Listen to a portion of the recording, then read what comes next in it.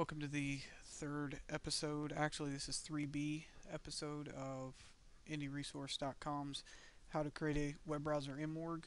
I'm basically calling this 3B because I didn't really have time to fit it in the third episode. I'm trying to keep these all within 10 minutes, make it a little easier for the upload and for people to watch it.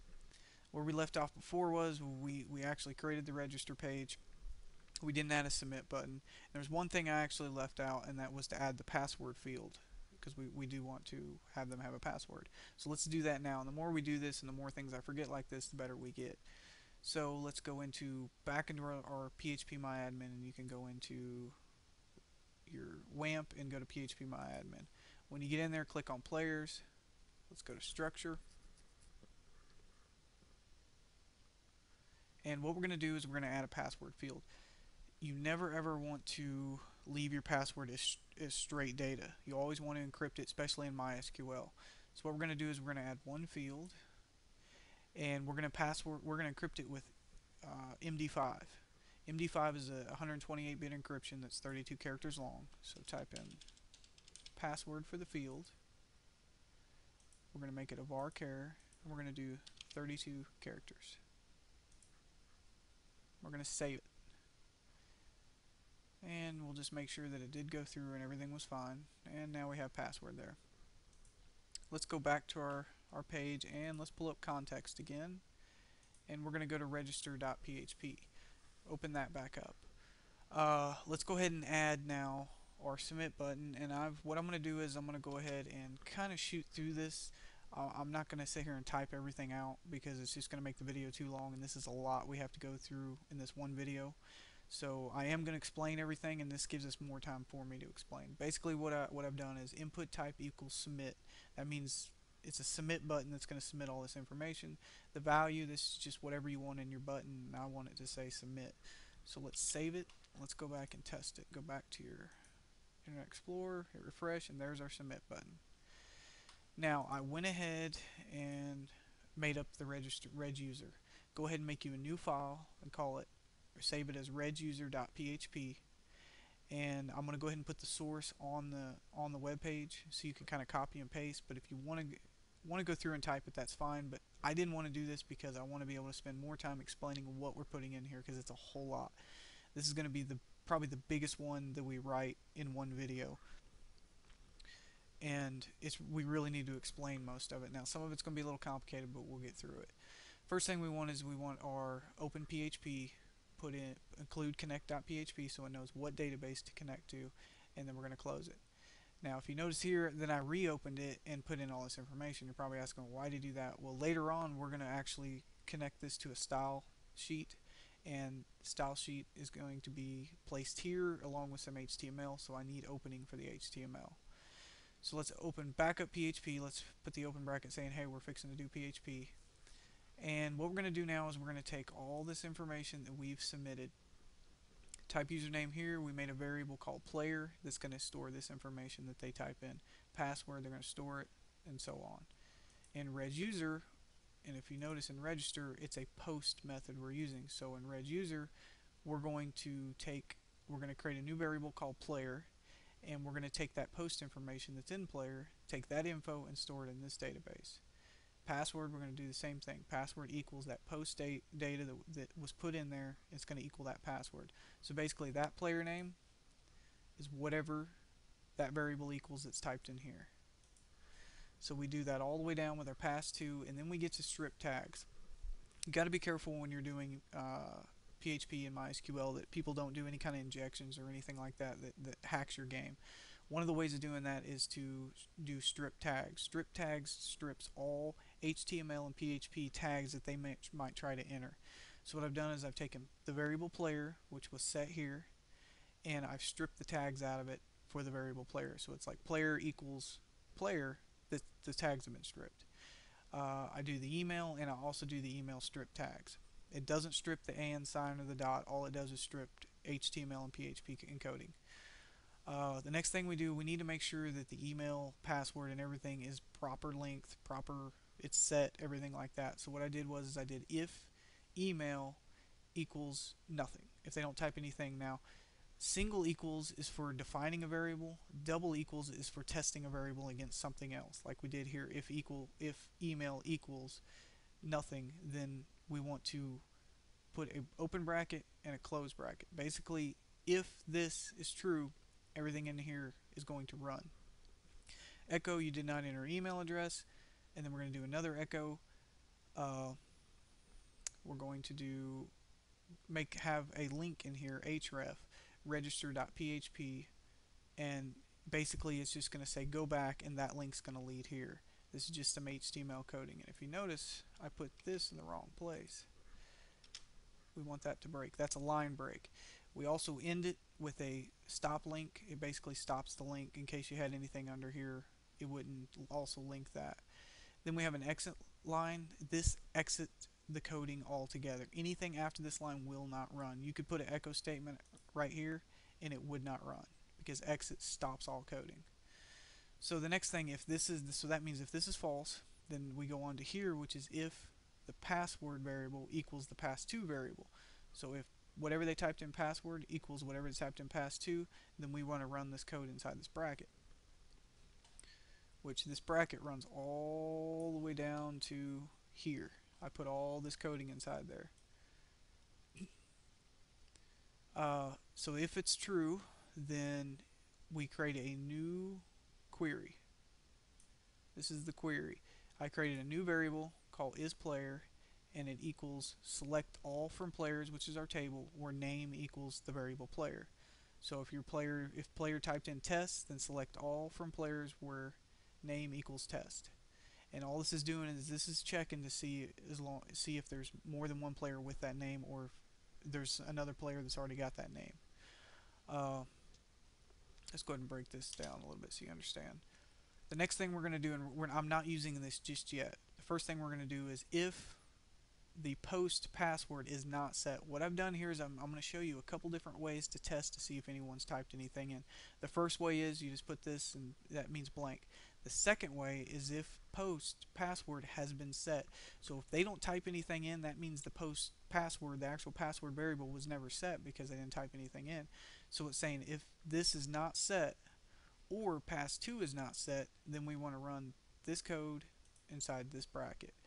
You did not enter a password, the same thing.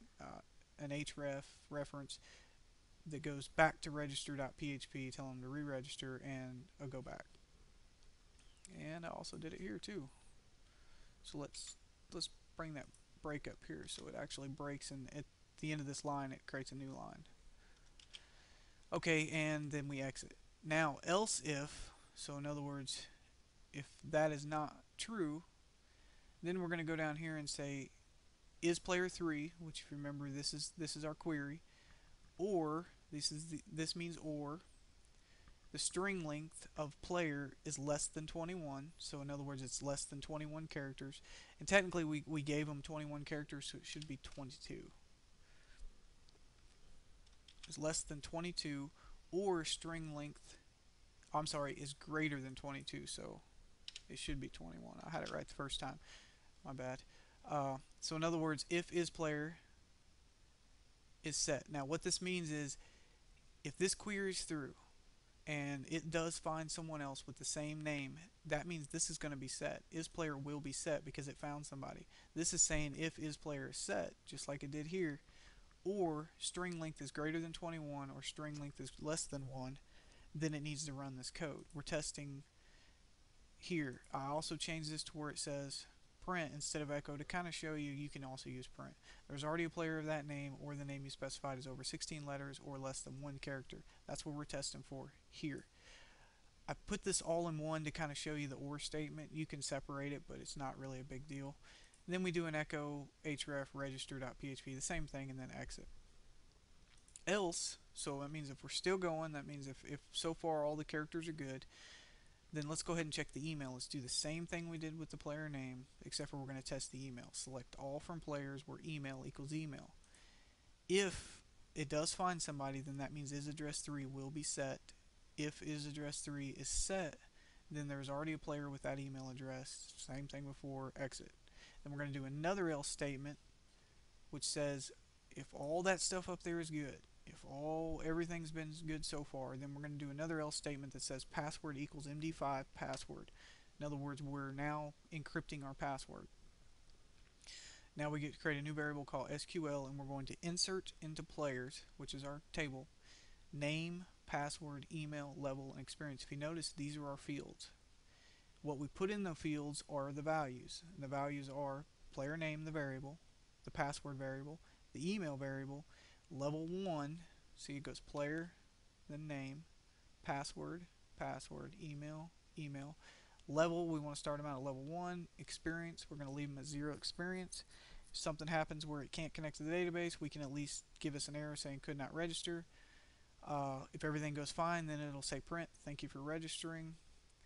And our last else comes all the way back from up here when I did this if statement. If you notice, this if statement goes all the way down to here where it's red right here.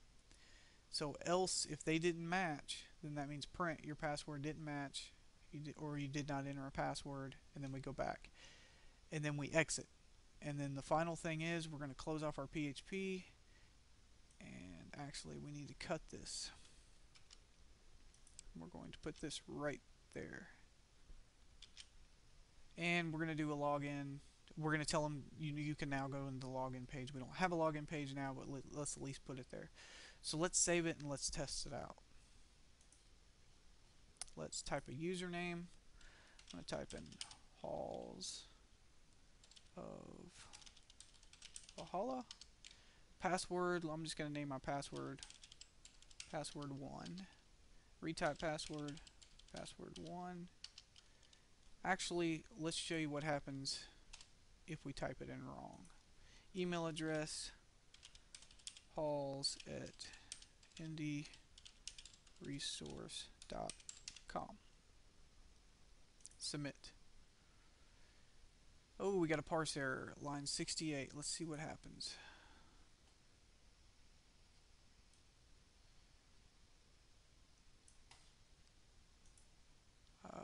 I actually don't know if we have line numbers on this. We get to find out together, I guess.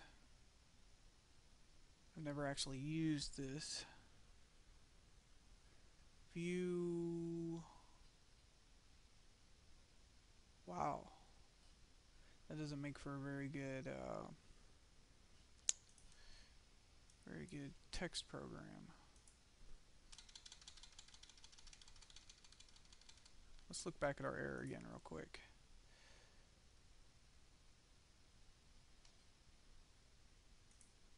'68's got to be towards the bottom. Let's see what we got wrong here. Oh, that's why. It's supposed to be echo. And then in between here, or print. Can't believe I didn't see that. This is why I kind of want to do everything live, so we kind of learn together, because we are going to run into so many issues, and PHP is one of those things where you don't have a whole lot of debugging choices, so it's actually better than JavaScript. JavaScript, you have no debugging choices other than what your browser gives you. Let's resave it, and we're going to go back and try again. Submit. There we go. Your password didn't match, or you did not enter a password. Go back. So we're going to hit our go back, and let's try again. Halls of Valhalla. Password 1. Type password 1. And email address halls@indieresource.com. Submit. Thank you for registering. We go to the login page. Of course, don't click it. We don't have a login page. But let's check the database to make sure everything worked. We're going to have to refresh it. Click on players. Or you can actually just go up here and click browse. But I'm going to go ahead and refresh it. There it is right there. ID is 3 because I put an ID in there as 2 and I deleted it. Halls of Valhalla, halls@indieresource.com, level 1, 0 experience, and there's our 32-bit or 128-bit 32 character password. And that's another good thing about that is you don't have to worry about GMs or anyone you give access to the database getting other people's passwords, because it is encrypted. And with that working, that is the end of this episode. The next episode, we're going to go into a little more better character creation and maybe choosing some professions or classes.